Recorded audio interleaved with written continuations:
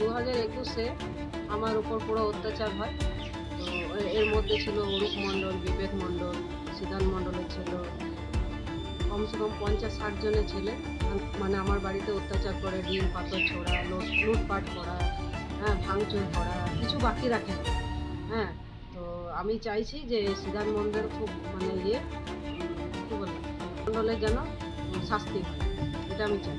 মণ্ডলের সঙ্গে যারা আছে তাদেরও শাস্তি আমি চাই। কোনো ঝামেলা হয়েছিল, ওটা লক্ষ্মী পূজার দিনও হয়েছিল।